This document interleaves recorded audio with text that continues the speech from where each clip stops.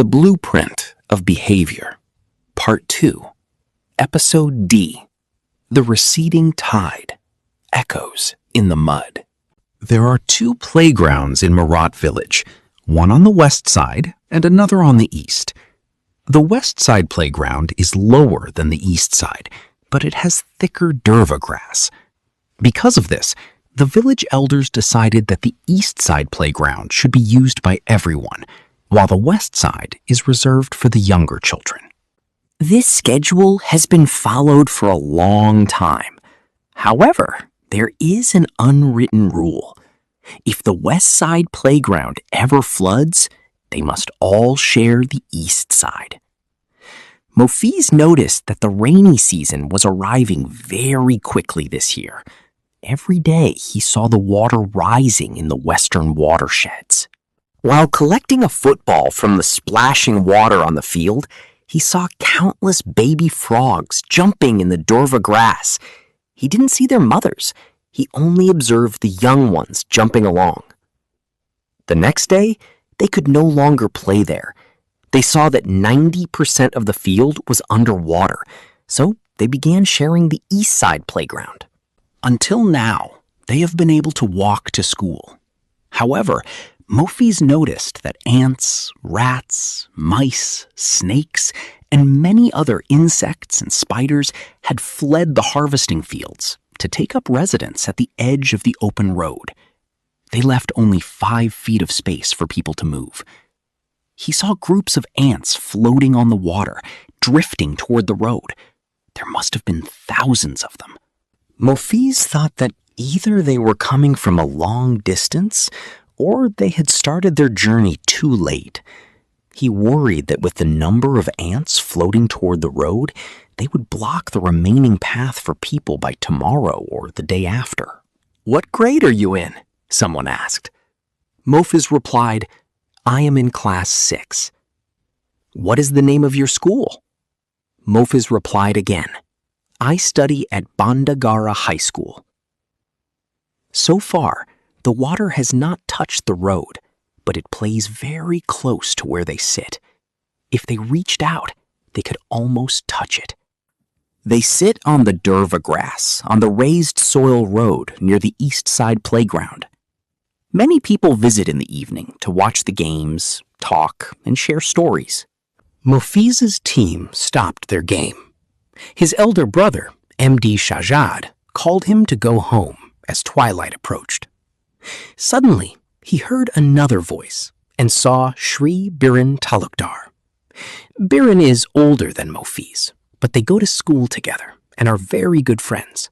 Shri Biren Talukdar's house is on the way to school at the southern end of Mirat village, near the first canal landing toward Bandagara High School. Mofis noted that Mirat is divided into neighborhoods. Locals call them para, divided by profession.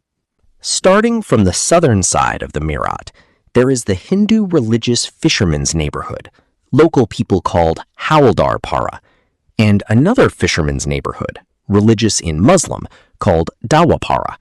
It divided by the canal, so many villagers called it West Para.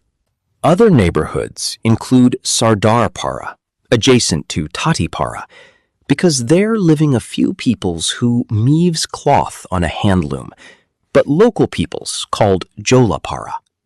And then Modopara, where Mirat Primary School is located, because this is the middle places in the village, and they all are doing farming. Then comes another Sardar Para. Sardar is their family title. All Sardar is doing farming. And finally, Tutapara, at the end of the village, where the local barbers live. Mofis saw Shri Biren Talukdar sitting with a stranger. The man looked middle-aged, with a long salt and pepper beard and very long hair. Although he was sitting, he appeared to be quite tall. Mofis met them and shook the stranger's hand. The man invited Mofis to sit on the grass. Despite yawning, Mofis sat down. The stranger introduced himself and mentioned the names of neighboring countries. "Maybe next week we will need a boat to attend class," Mofis added, glancing at Shri Biren Talukdar for his opinion. Shribiran shook his head and said with a laugh, "It's as if this isn't just a rainy season, but a problem season for the students.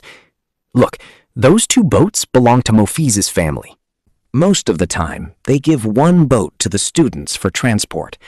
The students just need to carry a wooden oar." Biren added, "Even here, the water will soon be knee-deep." "How many days are you staying in Mirat?" Mofiz asked the stranger, whose name was Shri Bindor Talker, and who had come from West Bengal.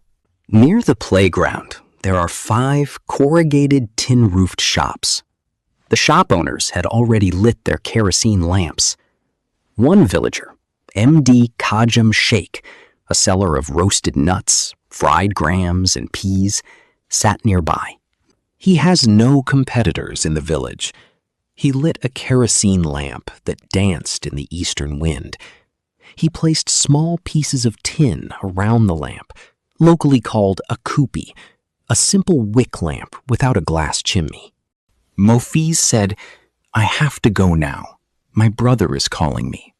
Shall we meet here again tomorrow?" They both stood up, shook hands, and headed toward their homes, walking together until they reached the crossroads leading to Mofiz's house.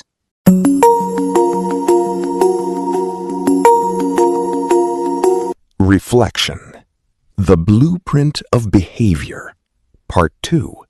Episode D. The Receding Tide. Echoes in the Mud. We are going to share a few words with you. Perhaps, after reading the earlier episode of The Blueprint of Behavior, you may think this journey moves only through floods, mud, canals, insects, playgrounds, or village memories. But beneath those visible moments, another current is always flowing, one that silently shapes of human behavior, adaptation, fear, belonging, and survival.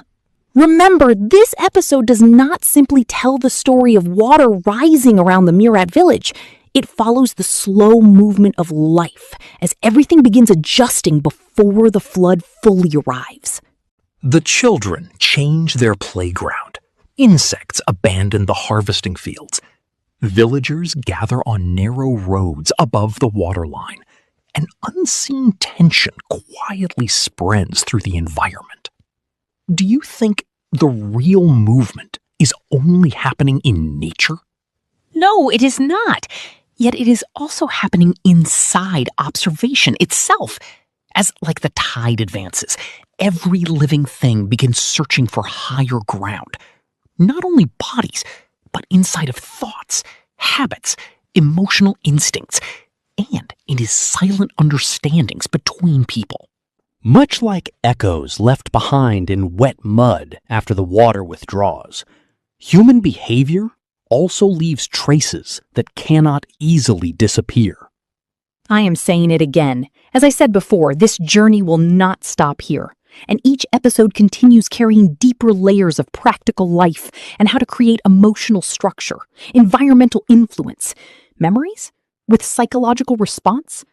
What express ordinary at first may slowly reveal something far more connected to the hidden foundations of behavior itself.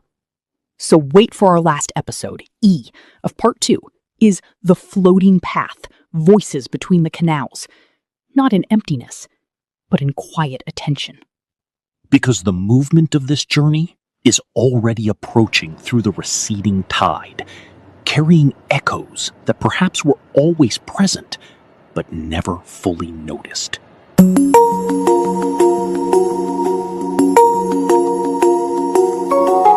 Special note: if you ever notice your mind becoming silent during difficult moments, do not immediately simulate that silence means emptiness. Remember, sometimes silence is the most essential tools of first shelter built by emotional survival. Just as floodwater forces insects, animals, and people to search for safer ground, emotional pressure also pushes human thoughts toward hidden protection. The mind often leaves echoes within itself, memories, hesitations, instincts, fears, and unspoken understandings that remain long after the visible moment has passed. Like footprints pressed into wet mud after the tide recedes, human behavior preserves the marks of every emotional season it survives. Campaigning by Mirat creative agencies.